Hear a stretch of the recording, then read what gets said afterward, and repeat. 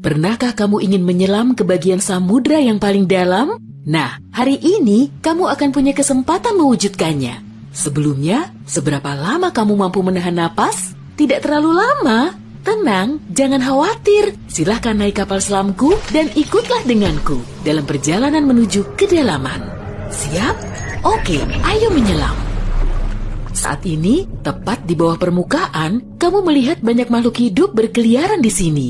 Banyak sekali ikan dan hewan laut, serta halo, orang-orang yang sedang berenang melambaikan tangan ke kita. Tapi kita tak akan berlama-lama di sini. Dadah! Pada kedalaman 20 meter, ada dunia baru yang terbuka di depan matamu. Terumbu karang dangkal tumbuh dengan indah tidak jauh dari pantai. Dan hey, kita bertemu banyak orang lagi di sini. Tapi kali ini, mereka adalah penyelam scuba. Tanpa peralatan khusus ini, tekanan air di kedalaman ini tidak ramah bagi penyelam biasa. 40 meter adalah kedalaman tempat kita berpamitan, bahkan kepada penyelam rekreasi. Ini adalah batas maksimum yang diizinkan untuk mereka. Selamat bersenang-senang, teman-teman. 60 meter, dan kita bertemu orka pertama. Paus ini mendiami perairan yang relatif dangkal di hampir semua laut dan samudra di dunia.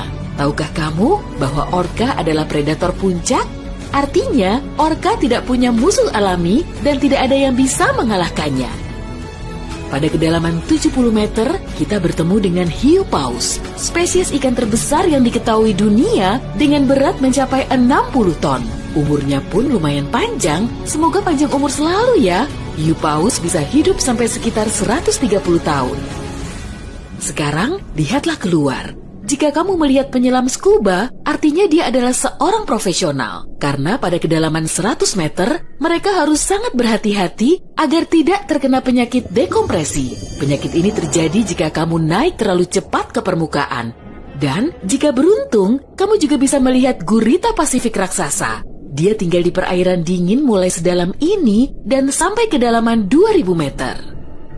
Sekarang, kita memasuki bagian samudra yang gelap. Pada kedalaman 150 meter, hanya 1% cahaya dari permukaan yang sampai ke sini. Sisanya diserap oleh air. Segala sesuatu yang lebih dalam dari sini akan menjadi semakin gelap.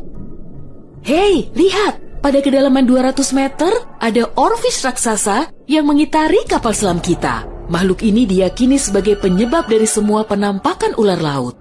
Dan banyak yang salah kaprah. Terkadang, mereka berenang ke permukaan dan menakuti para pelaut dan perenang. Tidak heran, panjang ikan ini bisa sampai 11 meter. Pastinya cukup untuk membuat bulu kuduku berdiri.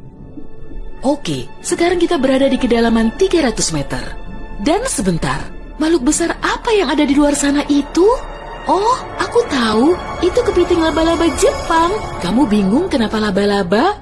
Tuh, lihat saja kaki mereka. Dan jawabannya akan datang kepadamu tanpa butuh petunjuk lain. Omong-omong, kaki-kaki ini juga yang mendominasi ukuran makhluk ini. Tubuh kepiting seperti ini biasanya hanya selebar setengah meter. Mari masuk lebih dalam. Dan di kedalaman 500 meter, kamu akan melihat paus biru terakhir. Tidak, bukan paus biru terakhir di dunia. Maksudku, ini adalah jarak terdalam yang bisa mereka tempuh. Paus biru tidak benar-benar perlu menyelam sampai sedalam ini untuk mencari makanan yang sudah berlimpah di perairan dangkal. Tapi mereka masih mampu. Sepertinya mereka hanya ingin memamerkan kehebatan. Mau bagaimanapun, mereka adalah makhluk terbesar dalam sejarah bumi, baik di samudra maupun di darat. Shh, kamu mendengar ini? Ini adalah suara yang dibuat paus sirip untuk berkomunikasi dengan teman-temannya dari jarak berkilo-kilometer. Mereka bisa melakukan ini berkat saluran shofar atau saluran laut dalam yang umumnya dimulai dari 600 meter, tapi kedalamannya dapat bervariasi.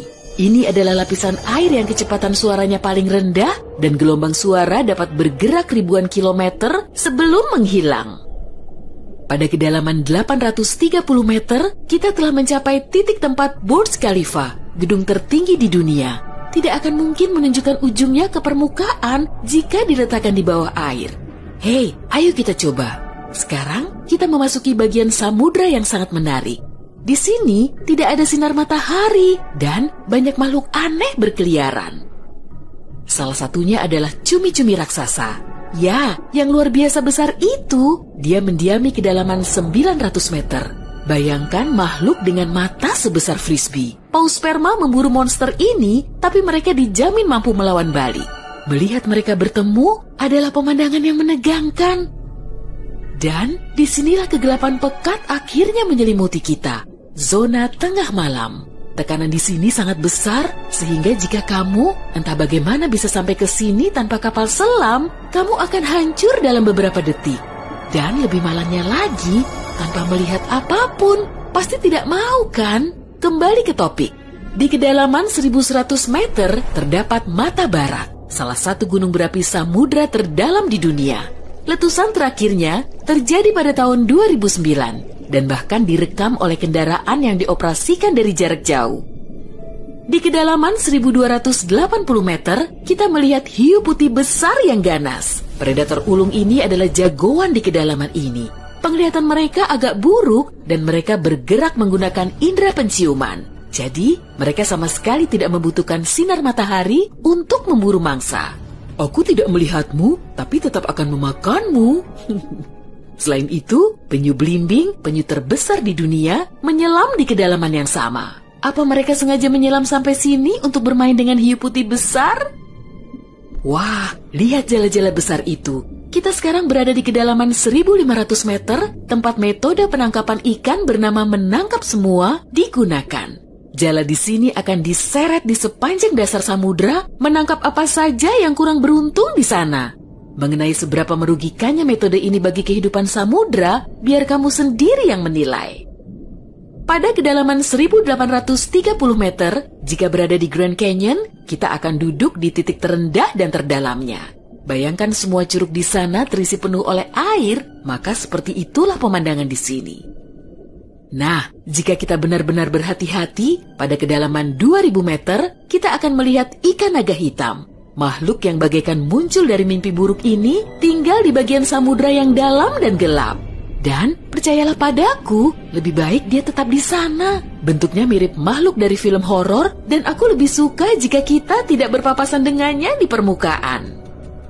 Pada kedalaman 2250 meter, kita harus berpamitan dengan paus sperma.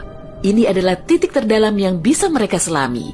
Dan mereka memang tidak punya urusan untuk menyelam lebih dalam lagi. Mungkin kalau mereka berburu ikan naga hitam, atau justru mereka yang diburu. Mustahil, perbedaan ukuran mereka terlalu besar. Panjang paus sperma bisa mencapai 19 meter, yang menjadikannya paus bergigi terbesar di dunia.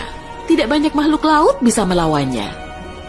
Semoga kapal selam kita punya lampu sorot yang kuat ya, karena tanpanya kita tidak akan bisa melihat keindahan terumbu karang samudra dalam yang super indah di kedalaman 3000 meter.